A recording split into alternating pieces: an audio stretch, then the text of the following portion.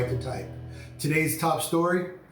New Orleans police made an arrest in the assault on comedian and actor Andy Dick after a show in the French Quarter. Surveillance video appeared to show a man in dark clothes approach Dick, who sucker punched the comedian. Police announced they had arrested David Hale, 46, booking him for second-degree battery and simple battery in connection to the attack on Dick. It took everything I had to not put the joke to beat Dick, but I didn't want to do that. Yeah, you know what? It was crazy, man. I saw the video and dude just came up and popped him. Yeah, I think they took a statement from him though. He said that Dick groped him. Yeah, you know what? I heard something like that, but it was like I did not trust the source. Yeah. However, that being said, I have heard other stories about. Andy Dixon is what 50s now, but I know 60s, back like at least 10 years ago he was out there groping people. He was doing stuff. All that stuff. Yeah, since he's bisexual, I believe. That's what he does, but yeah, I'm not gonna put him out there. Look, he did a show. He didn't see it coming. Yeah, no. But you know what I say? If you stay ready, you never got to get ready.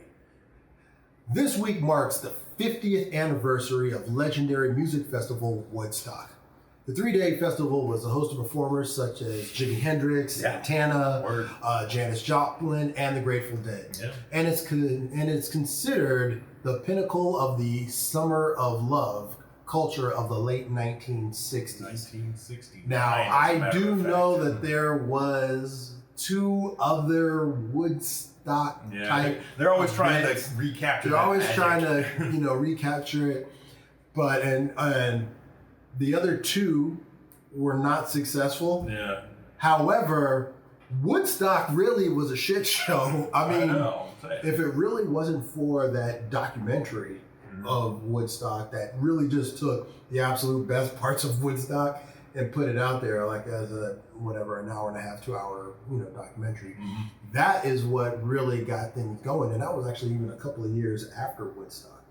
I mean, a lot of people really got more famous after that. Cause like Santana, I think Santana and Crosby, Stills and Nash, those guys didn't even play like live before. I heard that when Jimmy went out on stage, it was like at the end. Not only it was supposed to go on Sunday night. I think he went at like Monday at like 8 o'clock in the morning. Yeah. And it was like a third of the people were still left. It was like maybe like 40,000 people left. Oh man, just imagine how funky that place was. Oh, gross. Oh, and the rapes. I try not to think about those. Dwayne Johnson and Vin Diesel probably won't work together again anytime soon. It all started in August 2016 when Johnson posted a cryptic message on his Instagram that had many fans wondering if there was drama on the set of Fast and Furious 8, which was filming at the time. Johnson's post made reference to how he had no tolerance for candy asses and that if fans watch closely, they will sense his genuine anger in his scenes in the finished film.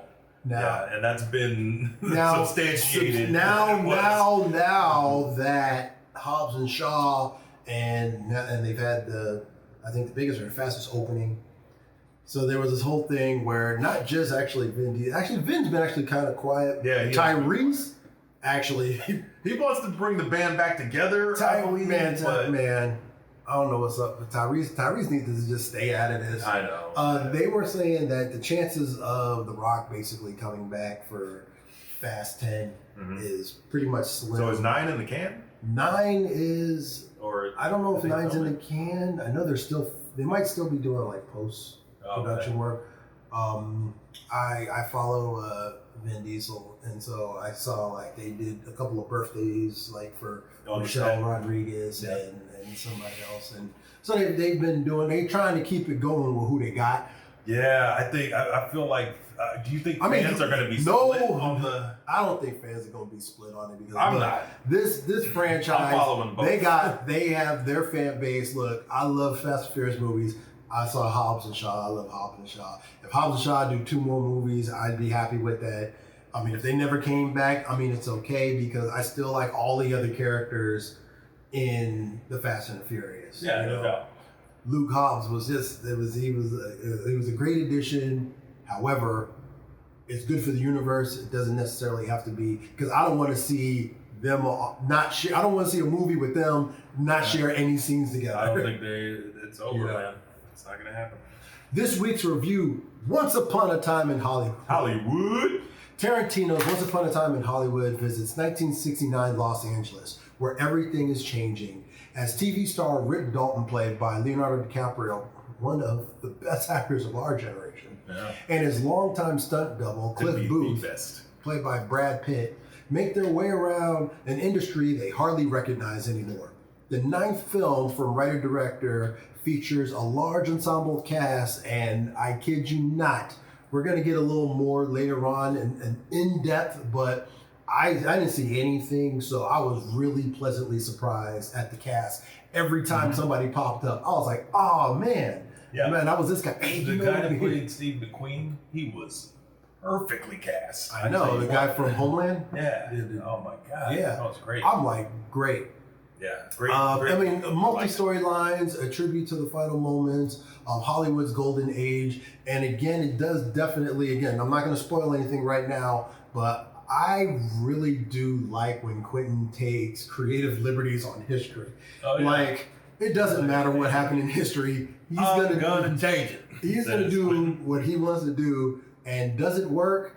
Not always, but you do get some serious enjoyment out of it. Oh yeah, for sure, definitely. At least I did. Well, I enjoyed it very much. This week, Ralphie D recommends The League.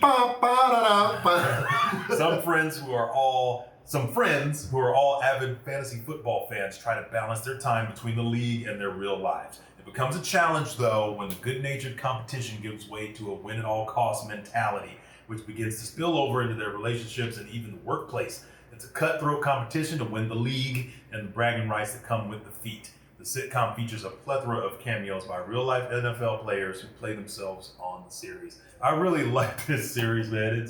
How long did it go? 5? 7. 7? It went 7 seasons? And I'm mashing through them. I can tell you from what I remember from the league, because God, when did that air? Like 2014? It ended in, I believe, 2015.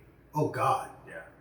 So it started when we kind of started fantasy football is when it kind of... Yeah, we started in 2005, so a couple years after. Well, that. I could say that those first couple seasons, it definitely had a lot to do with fantasy football. I remember those last ones, they would always just make sure that they had like a draft board and a shot. It really just became, it got really irreverent, but I mean, it was still funny though. I mean, a lot of adult humor. No, you got to correct me if I'm wrong. Shiva. But I remember that one of the lead actors, he was accused of stolen glory. Was that what it was? Is that what they call it? I remember Brandazisi? It was a story that he had about being a survivor of one of the towers during the 9/11 attack. Unfortunate. And it was one of those things, and now I'm paraphrasing here because I'm fuzzy on the details, but I remember he was telling when he was just coming out as a comic, and he wasn't very well known at all. It was a story that he would always say, like in the back, talking around, saying, and as he got bigger and bigger and bigger, the story, lies keep going and going and going. Yeah. And then when people are like, wait a minute, I was with you on 9/11, you wasn't, and then he... Yeah, well, besides that, it's got a lot of good, talented people, like Nick Kroll. Nick Kroll, definitely always funny. And what's the guy? Him and his brother also do things now. He was another one of the lead guys. Yeah, I should probably bring it up. Him and his brother. Yeah, they do a lot of movies together and stuff. Yeah. But hey, look, check it out. It's a funny show, especially if you're a fantasy football fan. And a fan of comedy. And a fan of comedy. Yeah, sure, why not? I'm Ralphie D, and that's news to me. I'm Coolwater Kurt. That's my story, and I'm sticking to it. We'd like to hear what you think. Leave us a comment down below and let your opinion be heard. And if you like this video, please check out other videos on our channel, like This Weekend and Retro Recasts. Some might say it's the best. And this is 252 Pop Fiction, where you hear it first.